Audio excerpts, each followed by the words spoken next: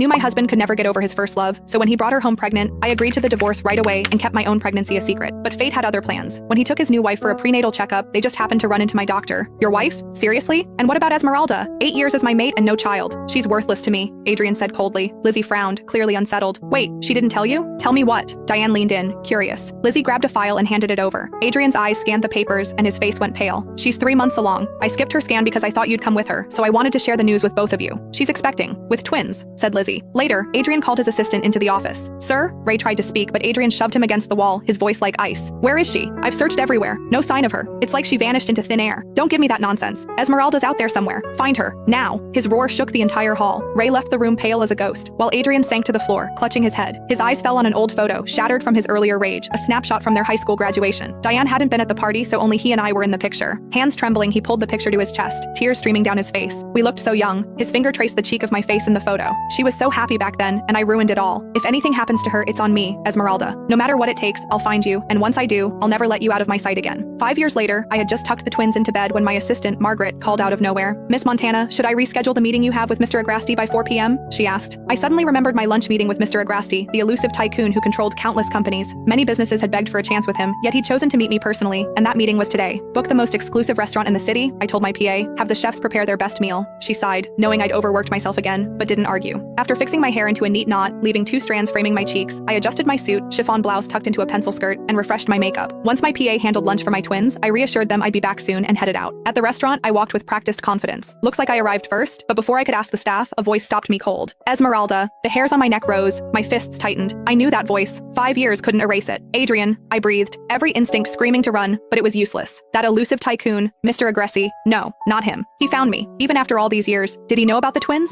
He stepped closer, his cold blue eyes locking onto mine. My chest tightened at the force of his presence, but I straightened my spine. You look well, he said, a smirk tugging at his lips. For someone reported gone. Mr. Agresti, was it? I forced a polite smile. I'll have my PA reschedule. I just remembered another meeting. Good day. I turned to leave, but his hand gripped my wrist, sparks shooting through me. In an instant, he had me pressed against the table, towering over me. My heart pounded, my face flushed, but I kept my voice steady. You've always been a terrible liar, Esmeralda, Miss Montana, I snapped, patting him off. I'll call you whatever I want. His tone was commanding, his eyes daring me to resist. Mr. Agresti, in case you forgot, we're in public. This is inappropriate. Does it bother you that I'm this close? That I'm touching you? His hand slid along my arm, my breath hitched. You deceived me. I spat, glaring into the eyes of the man who had once ruined me. Yes and no, he said calmly. I'm a businessman. I truly want this contract, and I did what it took to meet you. Do you know how much I spent just for this moment? Well, at least you know my worth now. My voice was bitter. You've always been worth more, Esmeralda. His words softened, and for a second I faltered under his gaze. I pushed him away, regaining control. What do you really want, Adrian? Glad we're dropping the formalities. His smirk vanished. His eyes hardened. I want my mate and children. I've come for them.